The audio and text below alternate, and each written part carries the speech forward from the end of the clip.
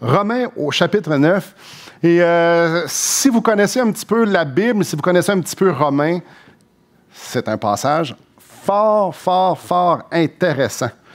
Le texte qu'on va couvrir aujourd'hui, et là, je n'exagère pas du tout, c'est probablement, je dirais assurément, l'un des textes les plus disputés de toute la Bible. Fait qu'on a une assiette bien pleine ce matin. C'est un texte qui n'est pas nécessairement dur à analyser. C'est pas mal simple, mais ce qui rend la chose difficile avec ce texte-là, c'est que ça rentre en conflit avec notre vision qu'on a de Dieu. Naturellement, l'être humain veut pouvoir mettre Dieu dans une boîte, l'expliquer puis dire « Voici Dieu ». On aime ça, puis si on n'est pas capable, on est inconfortable. Assurément, ce texte-là, ça parle d'un Dieu qui est beaucoup plus grand que la boîte, et ça nous rend beaucoup inconfortables. Donc, ce matin, je nous invite à ne pas faire parler le texte pour qu'il puisse fitter justement dans cette boîte-là, ou dans notre système théologique, mais plutôt on va juste écouter comment Dieu veut se révéler à nous. Et assurément, ça va nous déranger. Je vais le lire, puis après ça, on va en discuter. Au verset 14, on se gâte, verset 13, tant qu'à faire. « J'ai aimé Jacob et j'ai haï Ésaü. Que dirons-nous donc? Y a-t-il en Dieu de l'injustice? Loin de là. Car il dit à Moïse, « Je ferai miséricorde à qui je fais miséricorde, et j'aurai compassion de qui j'ai compassion. Ainsi donc, cela ne dépend ni de celui qui veut, ni de celui qui court, mais de Dieu qui fait miséricorde. Car l'Écriture dit à Pharaon, « Je t'ai suscité à dessein pour montrer en toi ma puissance et afin que mon nom soit publié par toute la terre. Ainsi, il fait miséricorde à qui il veut et il endurcit qui il veut. » Tu me diras, pourquoi blâme-t-il encore? Car qui est-ce qui résiste à sa volonté? Ô homme, toi plutôt, qui es-tu pour contester avec Dieu? Le vase d'argile dira-t-il à celui qui l'a formé, « Pourquoi m'as-tu fait ainsi? » Le potier n'est-il pas maître de l'argile pour faire avec la même masse un vase d'honneur et un vase d'un usage vil?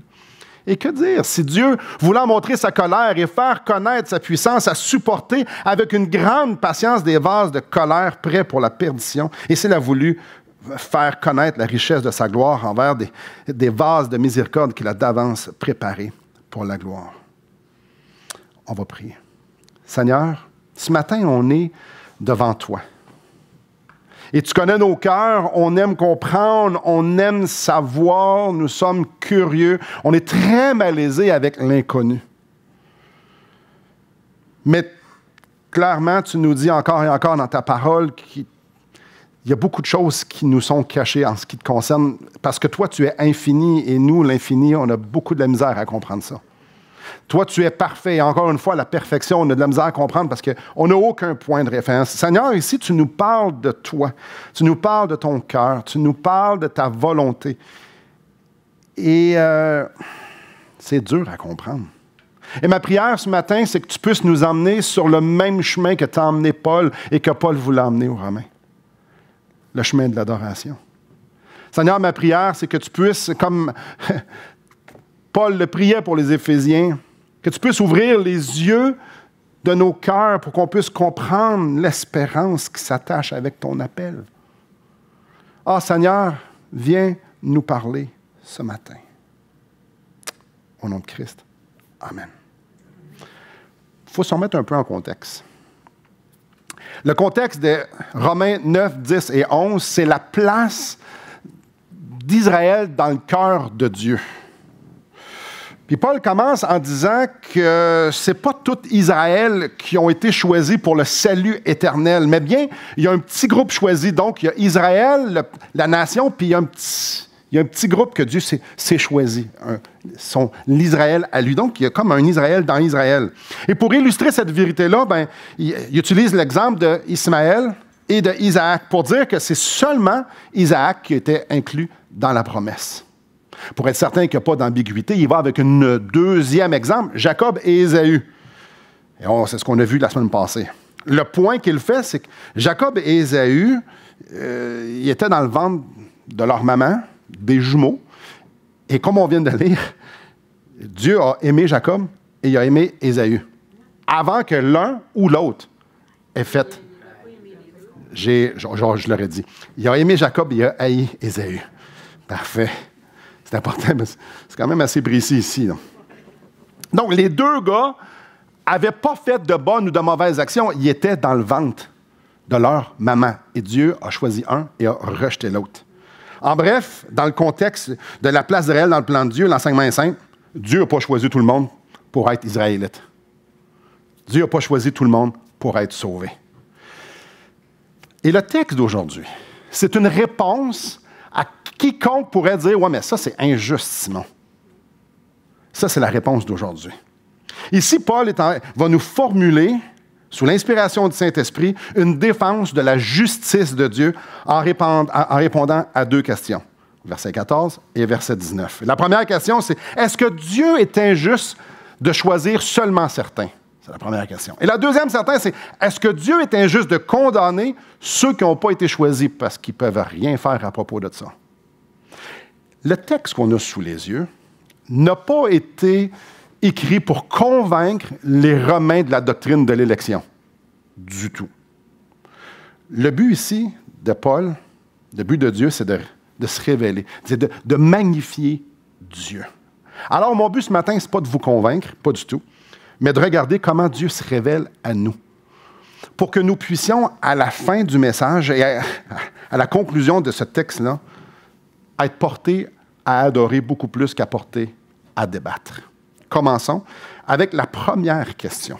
Ça commence raide. Est-ce que Dieu est injuste de seulement choisir certains? Je le relis. J'ai aimé Jacob et j'ai haï Ésaü. Et je rajoute, avant leur naissance. Comment Dieu peut être juste alors qu'il y a deux bébés dans le ventre de la mère? Comment Dieu peut être juste en choisissant un et en rejetant un? Verset 14, comme on lit, « Que dirons-nous donc? Y a-t-il en Dieu de l'injustice? Loin de là. Ouais, mais il n'y a pas d'injustice, mais pourtant, tout pointe vers l'injustice. » Et Dieu, Paul, va nous répondre à cette question-là avec deux exemples. Au début, c'était Isaac et Jacob, mais là, c'est Moïse puis Pharaon. Je relis le texte, ici, versets 15 à 18. « Car il dit à Moïse, « Je ferai miséricorde à qui je fais miséricorde, et j'aurai compassion à qui j'ai compassion. » Ainsi donc, cela ne dépend ni de celui qui veut, ni de celui qui court, mais de Dieu qui fait miséricorde.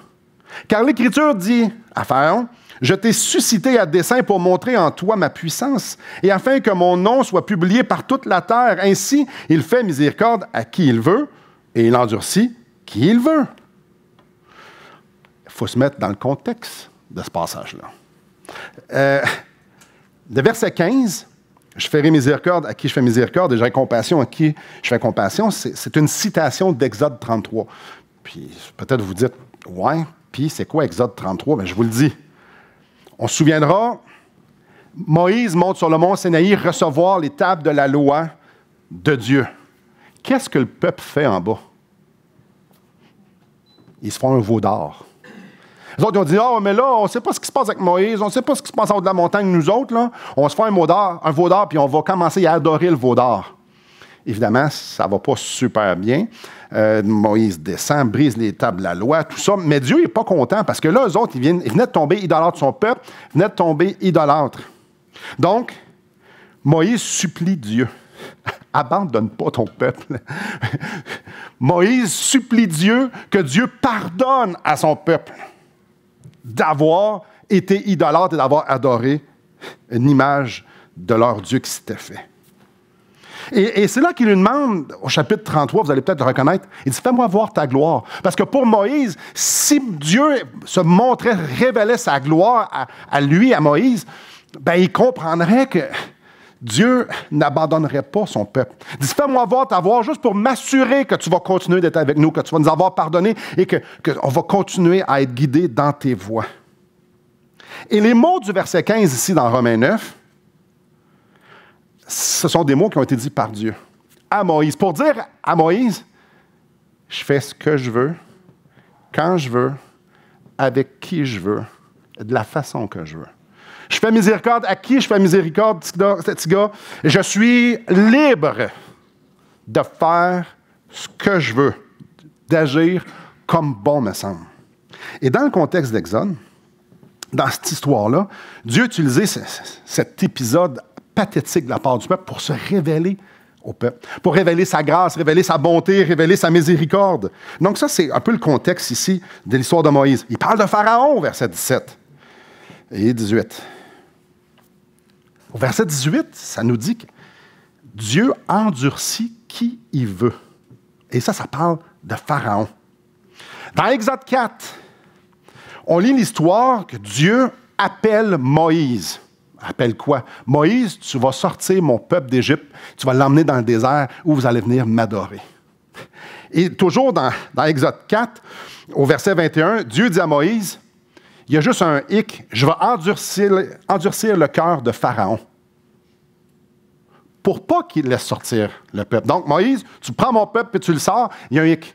Pharaon, j'endurcis son cœur. Mais ici, Paul, ce qu'il est en train de nous dire, c'est que les carottes étaient cuites pour Pharaon avant même que Moïse aille voir Pharaon. Donc, Dieu avait déjà décrété que Pharaon aurait le cœur dur parce qu'il l'endurcirait avant même la première rencontre entre Moïse et Pharaon. Ça fait lever un peu le poil et vous poser des questions. C'est correct, c'est normal. Paul, il s'en va où avec ça? Il y a deux choses où il s'en va, qu'il faut comprendre. Il y a une trame de fond qu'il faut absolument comprendre, puis on va regarder aussi l'argument central de Paul. La première, on va commencer par c'est quoi la trame de fond du verset 15 à 18. Donc, au verset 15, je le relis, « Je ferai miséricorde à qui je fais miséricorde et j'aurai compassion de qui j'ai compassion. » La vérité qui est mentionnée ici est illustrée avec une comparaison entre Israël, le peuple d'Israël, qui a reçu miséricorde, et Pharaon, que lui était endurci. Ici, c'est illustré, une vérité profonde illustrée par le peuple et Pharaon. L'argumentation de Paul pour la défense de la justice de Dieu prend pour acquis une grande vérité qu'il ne faut pas manquer ici. Israël et Pharaon étaient dans le trouble. Israël s'était fait un veau d'or, il avait commencé à adorer le veau d'or. Il était devenu idolâtre. Pharaon aussi était dans le trouble, parce que Pharaon, c'était un païen que lui aussi était idolâtre. Il adorait toutes sortes de divinités. Donc, tout le monde est dans le trouble. La trame de fond de ce texte-là, c'est autant Israël et autant Pharaon avaient besoin d'être délivrés de la part de Dieu. Pourquoi? Parce que Israël et Pharaon avaient rejeté Dieu. Tout le monde avait besoin que Dieu intervienne. Regardez au verset 16. « Ainsi donc, cela ne dépend ni de celui qui veut, ni de celui qui court, mais de Dieu qui fait miséricorde. Si Dieu ne fait pas miséricorde d'Israël, si Dieu ne fait pas miséricorde Pharaon, vous ne pouvez rien faire pour votre situation. Tout le monde est fait. Si Dieu ne fait pas miséricorde, tu es fait. » Donc, il y a deux choses qu'on doit comprendre là-dedans. C'est qu'Israël et Pharaon, naturellement, n'étaient pas portés à aller vers Dieu. Les deux groupes ne voulaient pas Dieu dans leur vie. Les deux étaient bien heureux de vivre leur vie, de vivre leur religion comme bon leur semblait. Il faut comprendre ça, c'est hyper important. La deuxième chose, c'est clair aussi, c'est Dieu qui a endurci Pharaon. Pharaon, quelqu'un qui ne voulait déjà... On commence, il ne voulait pas Dieu. Donc, Dieu a endurci quelqu'un qui était déjà dur. Dieu a endurci Pharaon selon la nature de Pharaon. En aucun cas, Pharaon, il a fait comme « Hey, là, je trouve ça vraiment plate. Moi aussi, je voulais y aller dans le désert adorer Dieu. » Jamais ça y a passé par la tête. Jamais. Ce n'était pas dans sa nature, pas plus qu'Israël d'aller adorer dans le désert. Il n'y a pas personne de ce beau petit monde-là qui voulait prendre Dieu au mot et dire « Moi, je veux t'adorer parce que tu es un Dieu extraordinaire. » Donc, quand Pharaon s'est fait endurcir le cœur, il n'a pas fait « C'est pas ce que je voulais. » Au contraire, il a eu exactement ce qu'il voulait. Exactement. Ce que ça nous dit, c'est au verset 17, c'est que Dieu endurcit son cœur pour utiliser Pharaon pour démontrer à quel point que Dieu était extraordinaire. Mais on va y revenir à ça. Regardons maintenant l'argument central. Ça, c'est juste la trame de fond. Personne ne voulait Dieu. Si Dieu n'intervient pas, il n'y a rien qui se passe. Donc, l'argument central de Paul dans la défense de la justice de Dieu. Pour Paul, puis vous le relirez à la maison, là, ce qui est surprenant, c'est pas que Dieu ait rejeté Ismaël, Ésaü et Pharaon. Et quand il regarde ça, là, il n'est pas en train de dire « Hey, ça n'a pas de sens là, qu'Ismaël a été rejeté, puis qu'Ésaü a été rejeté, puis que Pharaon a été rejeté. » Pas du tout, mais pas du tout. La surprise de Paul, ou bien non, ce que Paul veut mettre en avant, c'est ce qui est vraiment spécial, c'est que Dieu a choisi Isaac, il a choisi Jacob, puis il a choisi Israël. C'est là son point. On remet la justice de Dieu en doute seulement quand on fait l'erreur que Dieu nous doit quelque chose. Je leur ai dit, on remet la justice de Dieu en doute seulement quand on fait l'erreur que Dieu nous doit quelque chose. Paul est super clair au verset 16. Ainsi donc, cela ne dépend ni de celui qui veut, ni de celui qui court, parce que tout le monde veut être loin de Dieu, puis tout le monde court loin de Dieu. Donc, Ismaël, Ésaü et Pharaon ont eu ce qu'ils voulaient. Ce qui est tordu, c'est que Dieu a aimé les autres. Personne ne peut rien faire pour mériter la miséricorde de Dieu. On remet la justice de Dieu en doute quand on se met dans les souliers de ceux qui n'ont pas été graciés. Et je répète ça. On va remettre en doute la justice de Dieu quand on se met dans les souliers de ceux qui n'ont pas été graciés, ceux qui n'ont pas reçu la miséricorde. Pauvre Isaïe s'est fait haïr. Pauvre Ismaël s'est fait rejeter. Pauvre Pharaon s'est fait endurcir. C'est donc plate, ça. Mais un instant. Si on se met vraiment dans les souliers d'Ésaü, si on se met vraiment dans les souliers d'Ismaël, si on se met vraiment dans les souliers de Pharaon, on va vite réaliser qu'ils ne voulaient pas la miséricorde de Dieu, eux autres. Si on se met vraiment dans les souliers de ceux qui ne sont pas graciés, ils n'ont pas envie que ça change. Personne veut la miséricorde de Dieu. Pas un être humain. On veut le Père Noël, mais on ne veut pas Dieu. On remet en doute la justice de Dieu quand on se met dans leurs souliers, mais si on se met réellement dans leurs souliers, ils ont exactement ce qu'ils veulent. Romains 1 est hyper clair là-dessus. Quand Dieu se révèle, les hommes repoussent Dieu. Alors, pourquoi on devrait regarder ceux que Dieu a repoussés puis faire comme, mais voyons, c'est injuste? Non, ils ont ce qu'ils veulent. S'il y a une injustice dans toute cette histoire-là, l'injustice, c'est pas que Dieu a donné à Isaac, à Jacob et à Israël. En fait, je refais ma phrase, est un peu mélangée. S'il y a une injustice, l'injustice, c'est que Dieu était bon envers Isaac, Jacob et Isaac. Parce qu'eux autres ne méritaient pas que Dieu soit bon. Eux autres ne voulaient pas la miséricorde. Eux autres ne voulaient pas être obéissants. Dieu a été bon avec eux autres. Et ça serait l'injustice. L'injustice, c'est pas qu'il n'a pas choisi les autres. L'injustice, c'est qu'il a choisi les gens. La base pour recevoir la miséricorde de Dieu, ce n'est pas le choix humain. Parce que le choix humain, c'est d'être loin de Dieu. La base pour recevoir la miséricorde de Dieu, ce n'est pas les efforts humains, parce que les efforts humains, c'est de courir dans la direction opposée. Romains, chapitre 3, on l'a vu il y a plusieurs années. Il n'y a point de juste, pas même un seul, nul n'est intelligent, nul ne cherche Dieu, tous sont égarés, tous sont pervertis, car tous ont péché et sont privés de la gloire de Dieu. L'être humain se cherche un Dieu, mais ne cherche pas Dieu. L'être humain veut être religieux, mais ne veut pas adorer Dieu comme lui veut se faire adorer. L'être humain ne cherche pas le Dieu de la Bible. L'être humain arrive avec ses grandes valises et dit « Voici mon Dieu, je veux adorer ». L'être humain n'arrive pas, jamais par accident, devant Dieu. Il n'y a pas un être humain qui peut, par ses efforts ou par son choix, mériter la miséricorde de Dieu. Notre texte est super clair. Ainsi, il fait miséricorde à qui il veut, verset 18. La miséricorde que Dieu donne à des êtres humains dépend exclusivement sur le cœur de Dieu de vouloir sauver des gens. En rien ça vaut mérite. C'est une grave erreur de penser que quelqu'un pourrait mériter que Dieu l'aime. comme j'ai dit, s'il y a une injustice, on parle de nous autres un matin, s'il y a vraiment une injustice à vouloir soulever, c'est que Dieu m'ait sauvé contre mon gré, parce que mon gré, c'était pas d'être un adorateur de Dieu. S'il y a une injustice dans ma vie par rapport à Dieu, c'est que Dieu m'a attiré à lui contre mon gré. Regardez bien au verset 19, la deuxième portion. « Car qui est-ce qui résiste à sa volonté? Dieu voulait me sauver et je n'ai pas eu le choix de dire oui. » S'il y a une injustice, elle est là. Moi, je voulais faire ma vie comme bon me semble. Et pas juste moi, l'humanité. L'argument de Paul est super simple.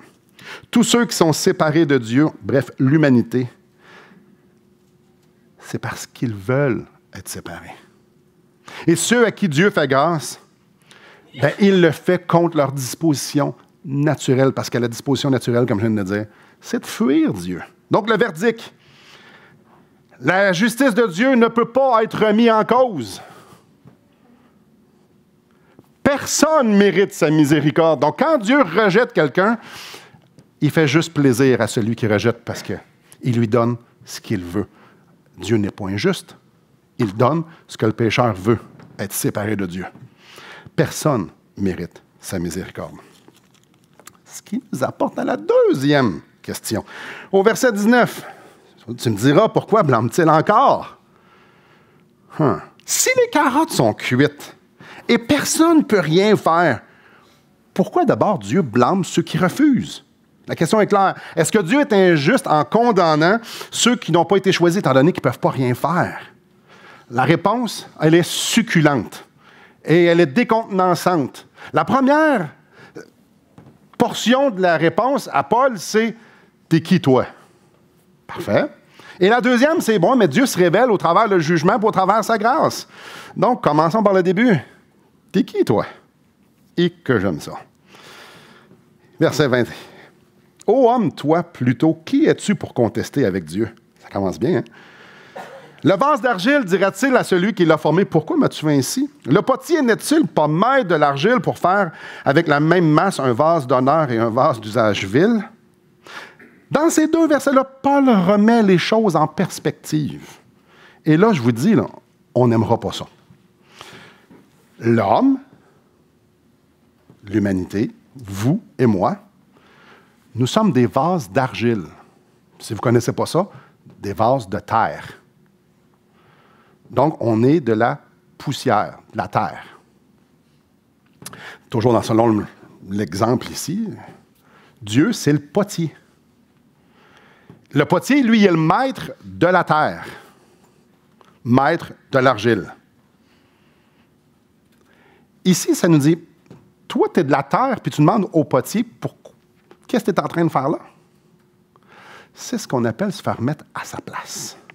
Laissez votre main ici dans Romains au chapitre 9 et venez avec moi dans Ésaïe 45. Et alors que vous tournez dans Ésaïe 45, on va aller dans le même sens. Paul met les choses en perspective. Toi, tu es un tas de terre, puis lui, c'est le potier. Tu demandes quoi au potier, toi, déjà, là? On va continuer à s'en mettre en perspective et ça va aller dans la même lignée que Ésaïe 45. Voici quelques faits scientifiques. Une nuit claire, l'être humain peut voir jusqu'à 2000 étoiles. C'est beaucoup. Je ne sais pas si vous avez déjà eu cette impression-là. Tu sais, s'il n'y a pas aucune pollution lumineuse, vous voyez le ciel, vous pouvez voir la Voie lactée, parfois même des aurores boréales, pas dans ce coin-ci, mais plus au nord. C'est comme vous avez déjà senti comme vous étiez vraiment petit devant ce que vous êtes en train de voir. Probablement, ça nous est tous déjà arrivé. Et avec raison, 2000 étoiles. Les recherches les plus avancées nous disent qu'il y a entre 100 et 200 milliards de galaxies. C'est des gros chiffres, ça, de 100 à 200. Vous avez remarqué qu'entre 100 et 200 milliards, il y a comme une pas pire grosse différence. 100 milliards de galaxies. Chacune de ces galaxies-là contiennent des centaines de milliards d'étoiles. Donc, on va dire un chiffre, 100 milliards de galaxies, et chacune de ces galaxies-là contient des centaines de milliards d'étoiles. Nous, on en voit 2000. Nous, là, on se pense petit quand on en voit 2000. Mais là, on parle de milliards, de centaines de milliards. On parle d'un chiffre qui a tellement de zéros qu'on se perd quand on compte les zéros. Pas quand on perd, on compte les étoiles. On compte les zéros pour compter les étoiles. On n'est pas gros. On n'est pas gros. Je me sens pas gros en voyant 2000, on parle de milliards. Voici un autre fait. Une de ces étoiles-là, parmi ces centaines de milliards, de centaines et de centaines et de centaines de milliards, une de ces étoiles-là s'appelle IRS 65. Je ne suis pas savant, c'était écrit à quelque part. Et pour nous donner un ordre de grosseur, les scientifiques se sont amusés à faire une comparaison avec notre Soleil. Petit fait ici. La Terre rentre 109 fois dans notre Soleil. Donc, le Soleil est beaucoup, beaucoup, beaucoup, beaucoup plus grand que la Terre. Donc, ils ont imaginé ça. Mettons le Soleil. Juste à côté du Soleil, nous, on est vraiment très insignifiants. Sur la Terre, on est insignifiants. Au Canada, on est insignifiants. Peu importe, je reviens. Soleil. Mettons que le Soleil, c'est une roche de 18 pouces. La comparaison que les scientifiques ont faite, IRS 65, ça serait le mont Everest. On est-tu petit? Mais on est-tu petit? Dans l'univers, des centaines de milliards, de centaines et de centaines de milliards d'étoiles. Moi, j'en vois juste 2000, je me sens petit. Imaginez, on est-tu assez insignifiant là-dedans? Et imaginez toute l'information biologique dans cette vastitude-là. Imaginez-vous toute l'information physique dans tout ça. Notre cerveau... Et là, on va continuer de se mettre en perspective. Dans le psaume 33, au verset 6, ça nous dit « Les cieux ont été faits par la parole de l'Éternel, et toutes leurs armées en parlant des étoiles, par le souffle de sa bouche. » Attends un peu, là. Dieu a tout fait ça par sa parole. C'est pas fini. 147, et moi, c'est le verset qui me flabbergasté par ça. 147, verset 4. Psaume 147, verset 4, ça nous dit « Il compte le nombre des étoiles. » OK, lui, il sait comment il y en a d'étoiles. Il sait celles qui viennent de s'éteindre. Il sait celles... Il sait toutes. Non, c'est pas fini, là. Il leur donne un nom. Et moi, j'ai 3 enfants. J'ai de la misère à la différencier. Ceux qui ont des enfants, ça vous arrive-tu des fois d'appeler un le nom de l'autre? Hey, on est-tu pas bon rien qu'un peu? Dieu, lui, il a nommé les milliards de milliards et de milliards et de milliards d'étoiles. On met les choses en perspective. Dans Ésaïe 34, ça nous parle qu'un jour, Dieu va rouler le ciel ainsi que les étoiles comme un livre, comme un parchemin. OK. On met les choses en perspective. Dieu est infiniment plus grand que ce qui va rouler, là. L'univers a été créé à partir de rien par Dieu. Et là, on revient dans Romains, chapitre 9, au verset 20. « Ô homme, toi plutôt, qui es-tu pour contester avec Dieu? » Oh non, excusez-moi, on n'a pas lu le chapitre 45. Ésaïe 45, je sais pas, j'y retourne. « Ô homme, t'es qui toi déjà pour contester avec Dieu? » Si on se sent petit et insignifiant, savez-vous pourquoi? Parce que nous sommes petits et insignifiants. Les versets 20 et 21 de notre texte viennent justement d'Ésaïe 45, verset. Bon, je vais aller le verset 5 à 12, écoutez bien ça. « Je suis l'Éternel, il n'y en a point d'autre. À part moi, il n'y a point de Dieu. Je t'ai saint avant que tu me connaisses. C'est afin que l'on sache, du soleil levant au soleil couchant, qu'à part moi, il n'y a point de Dieu. Je suis l'Éternel, il n'y en a point d'autre. Je forme la lumière et je crée les ténèbres. Je donne la prospérité et je crée l'adversité. Je donne la prospérité et je crée l'adversité. Moi, l'Éternel, je fais toutes ces choses. Que les cieux répandent d'en haut et que les nuées laissent couler la justice. Que la terre s'ouvre, que le salut y fructifie. Et qu'il en sorte à la fois de la délivrance. Moi, l'Éternel, je crée ces choses. Et Malheur à qui conteste avec son Créateur. Vase parmi des vases de terre. L'argile, dit-elle à celui qui la façonne, que fais-tu? Et l'œuvre, dit-elle à l'ouvrier, tu n'as point de main.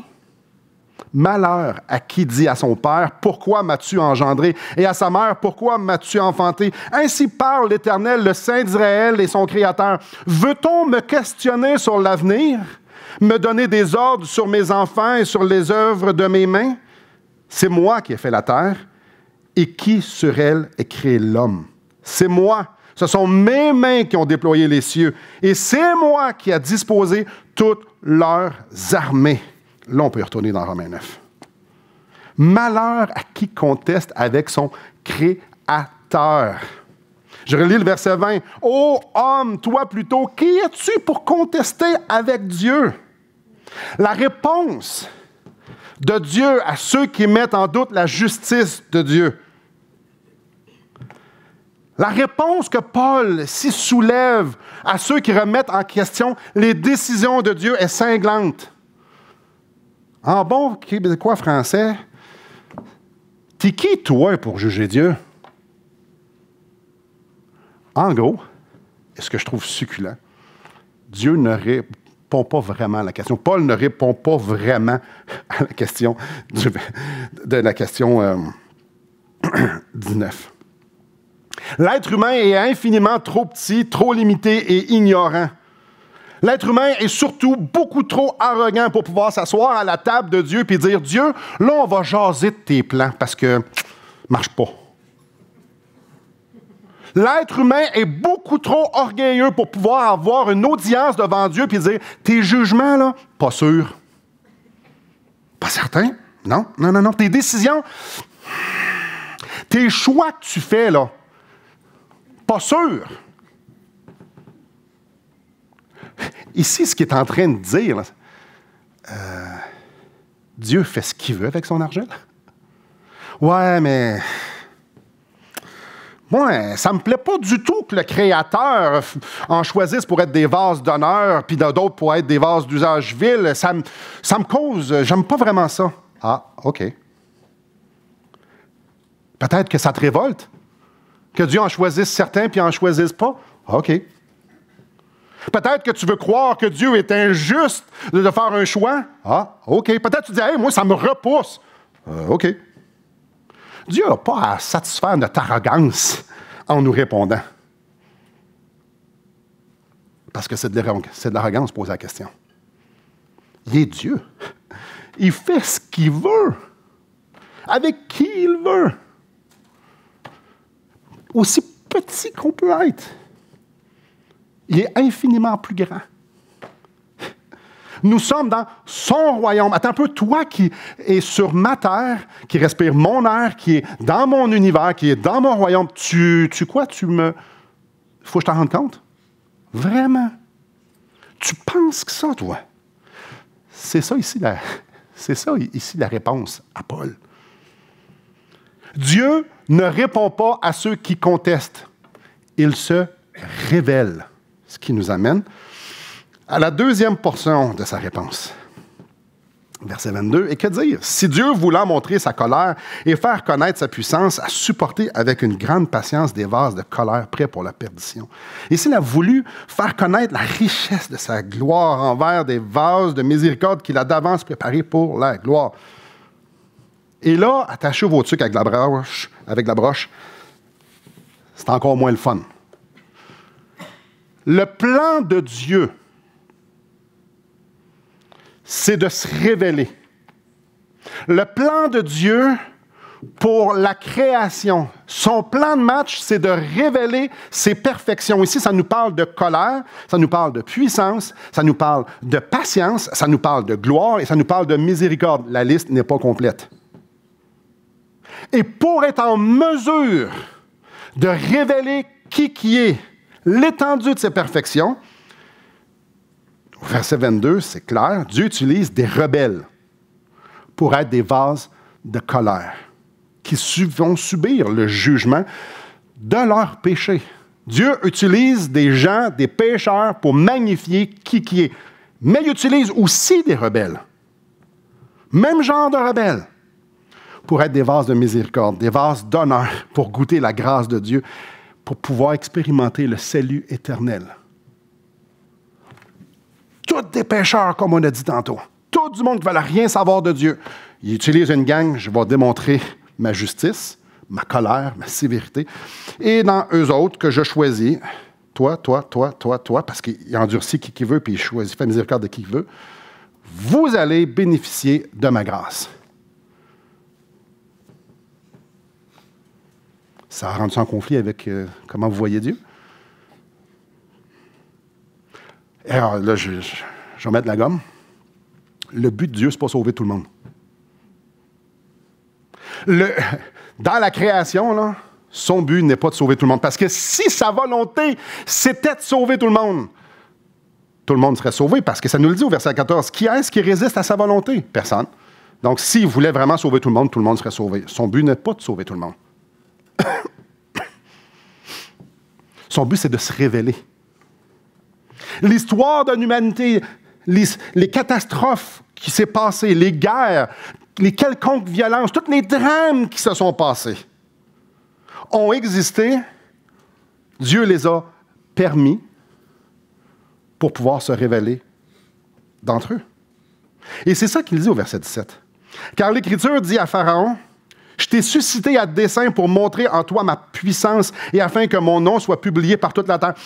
Je t'ai endurci pour que le monde sache ce qui. »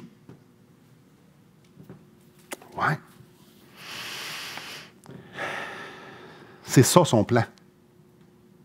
Que son nom soit connu. Ouais, mais moi, je ne l'aime pas, son plan. OK.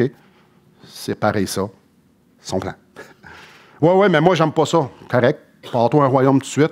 Laisse tout derrière, puis vas-y. Est-ce que quelqu'un va aller s'asseoir à la table de Dieu et dire « Laisse-moi sortir, je veux me créer ma propre univers. » Vous voyez, Dieu est plus grand que notre boîte. Dieu veut être adoré juste, plus que juste pour son amour. Dieu veut être adoré pour qui est. Si Dieu avait sauvé tout le monde, est-ce qu'il aurait été adoré pour sa justice, sa colère, sa jalousie, sa patience? Non. On ne comprendrait rien de ce concept-là de jugement si on était tous sauvés. Mais quand tu vois ton voisin faire face au jugement, là, tu comprends la grâce que tu as reçue, par exemple. Si tout allait toujours bien, on comprendrait quoi de la consolation, de la bonté, de la grâce et de la miséricorde de Dieu? Si tout était parfait, aucune maladie, aucune souffrance, je ne connaîtrais rien de ça. La grâce est vue comme une grâce quand tu es face à face avec ce que tu mérites. Dieu utilise ceux qui l'haïssent pour nous montrer à nous la grandeur de ce qu'on a reçu. Quand tu réalises la justice de Dieu exercée envers ceux qui le rejettent, tu peux juste arriver à la conclusion que la réponse raisonnable, c'est d'être éternellement reconnaissant qu'il m'ait choisi moi pour goûter qui est et pour l'adorer. Et ça m'amène à plusieurs réflexions et je vous les partage. Si le point de départ, c'est que Dieu me doit quelque chose. Si le point de départ, c'est que je suis le centre de l'univers, clairement, ce qu'on a vu, c'est injuste. Clairement, ce que Dieu fait, c'est injuste parce que ce n'est pas selon ce que moi je veux. Si tout est à propos de moi, quand ça ne devient pas à propos de moi, c'est plate sans bon sens, hein? Surtout si c'est juste si c'est Dieu qui le permet. Mais si le point de départ, c'est Dieu, si tout est vraiment à propos de lui, si c'est réellement lui qui règne, si c'est réellement lui qui est souverain, si le point de départ, c'est qu'il est digne d'être adoré, digne qu'en toute humilité, on se prosterne devant lui puis qu'on l'adore comme lui, il nous révèle qui est, alors il n'y a aucune injustice. Il parle au chapitre 3, je trouve ça super succulent.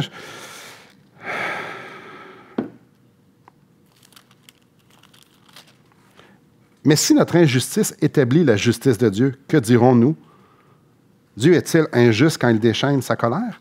Est-ce que c'est notre injustice qui va déterminer si Dieu est juste ou non? Non. Dieu est exceptionnel. Dieu est exceptionnel de m'avoir sauvé. Dieu est exceptionnel de nous avoir sauvés, si vous l'êtes, parce qu'on ne le méritait pas. On ne le méritait pas. Je ne suis pas mieux que le voisin, puis chacun d'entre nous, on n'est pas mieux que le voisin. En fait, mon voisin est probablement mieux que moi. Le but de ce passage-là, ce n'est pas un cours sur l'élection. C'est de paver un chemin vers l'adoration. Donc, on le dit, hein, chapitre 9, chapitre 10 et chapitre 11, c'est la place d'Israël dans le plan de Dieu, dans le cœur de Dieu. Puis ici, il commence déjà en disant, Dieu a choisi un petit reste. Et ce que c'est supposé de provoquer en nous se retrouve au chapitre 11. Venez avec moi. À la fin de cette exposition-là, de la place choisie de ce petit groupe de personnes-là, dont Paul en faisait partie. Paul est en train de méditer sur l'élection de pécheurs, sauvés par pure grâce, par le moyen de la foi en Jésus-Christ. Et il est flabbergasté au verset 33, puis il dit « Ô profondeur de la richesse, de la sagesse et de la science de Dieu, que ses jugements sont insondables et ses voies incompréhensibles. » Vous voyez un homme ici qui prend sa place. Il sait qu'il est petit. Car qui a connu la pensée du Seigneur ou qui a été son conseiller? Qui lui a donné le premier pour qu'il ait à recevoir en retour? C'est de lui, par lui et pour lui que sont toutes choses. À lui soit la gloire au siècle des siècles. Amen. Ceux qui contestent, contestez. Dieu n'est pas dans la business de se défendre. Il n'a pas besoin de se défendre. Savez-vous pourquoi? Il est Dieu. Il se défendrait contre qui? Un égal? Contre quelqu'un qui va l'accuser d'en haut? Mais pas contre une mode de terre. Non. Dieu n'a rien à vendre. Non, s'il te plaît, accepte-moi. Hein? Pourquoi tu as fait ça? Je ne répondrai pas à ta question. Tu as deux choix. Soit que tu m'adores, ou soit que tu ne m'adores pas. C'est simple, hein? Dieu n'a rien à vendre. Dieu il n'y a pas un salut à vendre. Dieu nous donne le privilège de l'adorer. Il n'y a rien à vendre. Dieu veut se révéler à moi pour que je sois un adorateur. T'aimes pas ce que tu vois? OK. Mais vois-tu à quel point qu'il nous veut, par exemple? Et c'est là le nerf de la guerre, ici. Voyez-vous jusqu'à quel point Dieu veut que moi, personnellement, mais mettez votre nom, il veut être adoré par vous, de l'humanité au grand complet. Aussi insignifiant que je suis, aussi rebelle que j'étais, il m'a dit, Simon, je te choisis pour recevoir ma miséricorde dans l'éternité passée, avant que j'existe. C'est un peu là. Alors que moi, je courais directement en enfer, croyant les mensonges que je m'étais faits. Dieu m'a ouvert les yeux. Son Saint-Esprit m'a amené à réaliser mon péché, le jugement. Par sa parole de Dieu, j'ai compris qui était Jésus. J'ai compris la gloire et le triomphe de Jésus-Christ à la croix du Calvaire et le sceau du Père sur qui était Jésus en le ressuscitant au troisième jour. Dieu m'a ouvert les yeux et la parole de Dieu a suscité cette foi-là en moi. Pas la foi qui vient de moi, la foi qui m'a été donnée parce que c'est pas par mes œuvres. Je ne peux pas me glorifier, c'est lui. Il m'a même donné la foi. Et quand je me suis tourné vers lui, puis j'ai dit, Seigneur, sauve-moi, le travail était déjà tout fait. Voyez-vous une chose? C'est dans L'éternité passée, Jésus m'a choisi. Et Jésus m'a sauvé, puis m'a emmené à lui parce que j'avais été choisi.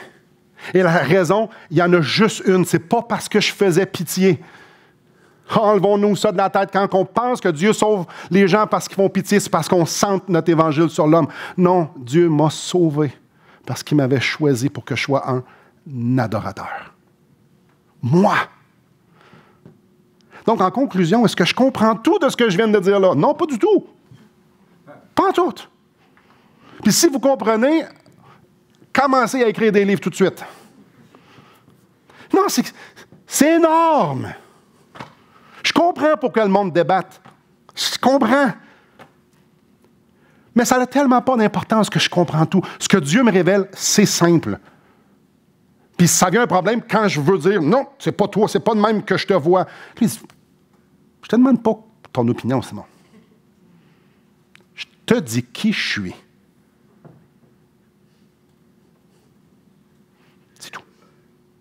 Je ne sais pas pour vous, mais la seule chose que j'ai envie de faire devant un texte comme ça, et c'était le but de Paul, c'est de me mettre à genoux et de dire « T'es extraordinaire, Seigneur. Tu m'as choisi, moi. » Aïe, aïe. Réalisez-vous juste un instant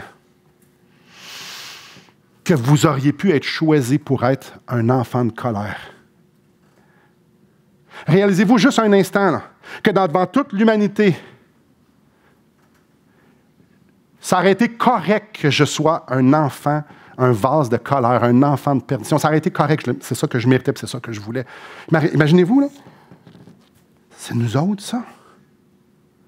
Mais Dieu m'a choisi, moi, personnellement, par mon nom, pour goûter l'infinie richesse de sa gloire. Je ne mérite rien. Puis moi, je dis, Simon, toi, je veux que tu sois mon adorateur. Pourquoi? On ne demande pas pourquoi. On fait juste dire merci. Oui, mais lui, dis merci. Je comprends pas tout. Tu comprends-tu qui t'aime à ce point-là? Dis merci.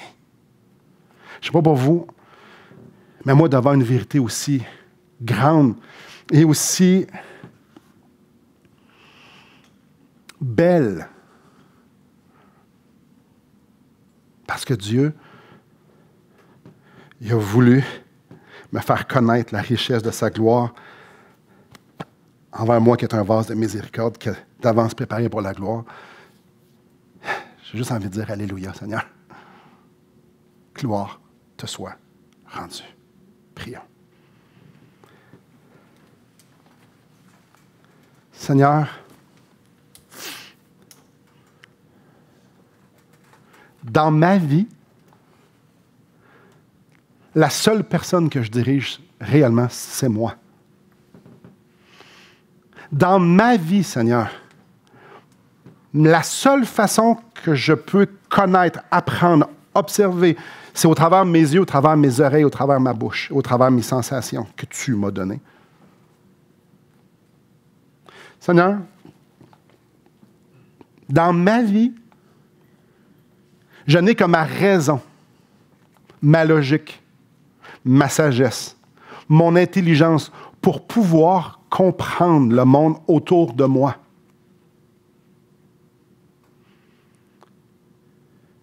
Et ce matin, devant ta grandeur, je reconnais que je suis rien.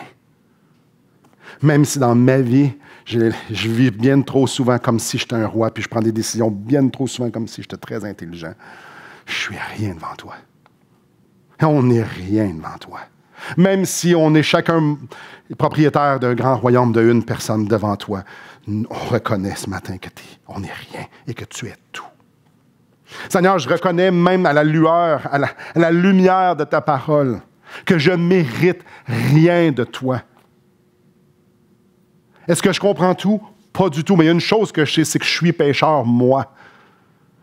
Et je sais que je ne suis pas parfait comme toi. Alors, gloire te soit rendue, ô Éternel, de m'avoir sauvé, d'avoir tout fait ce qui était nécessaire pour que je puisse être un adorateur. Et Seigneur, oh, que je confesse que c'est une arrogance incroyable que de penser qu'on dirige quelque chose ici-bas sur terre et que ma vie est le centre de l'univers. Et encore plus, que tu devrais nous rendre compte, que tu devrais être à notre service. Seigneur, c'est toi le Créateur. Je suis un petit monticule de terre. Tu es le potier. Ma place dans tout ton plan, c'est que je t'adore. Et Seigneur, ma prière, c'est que tu viennes produire encore et encore et encore ce cœur que tu désires en moi, en nous, un cœur d'adorateur, un cœur soumis à ta révélation, un cœur soumis à qui tu es. Seigneur, donne-nous un cœur qui désire, qui désire te laisser la première place. Ici, il y a quelqu'un ici qui combat avec toi. Ouvre-y les yeux, qui est juste en train de combattre avec lui-même ou avec elle-même. Parce que toi, tu ne réponds pas aux contestateurs. Tu te révèles. Ma prière, c'est que tu rouvres les yeux de cette personne ou de ces personnes pour qu'ils puissent voir ce privilège que tu nous donnes en Jésus-Christ, d'être des adorateurs et qu'ils puissent, par éternel, se tourner, courir vers toi et accepter ta volonté pour leur vie, pour sa vie. Oh, gloire te soit rendue. Et Seigneur, à l'instant même, j'ai tellement hâte de te voir face à face. J'ai tellement hâte, Seigneur, que nous, t'es rachetés. Nous, tes graciés, nous allons être devant toi, pas à te poser des questions, juste à te regarder et à te dire merci. On va faire ça pour l'éternité. Ah, ce que j'ai hâte. Reviens bientôt, Père. Reviens bientôt par Jésus-Christ. Viens chercher ton Église, viens nous chercher. Pour que cette réjouissance éternelle et parfaite puisse commencer. D'ici là, garde-nous fidèles. D'ici là, fais-nous de meilleurs adorateurs parce que tu en es digne. En Christ. Amen.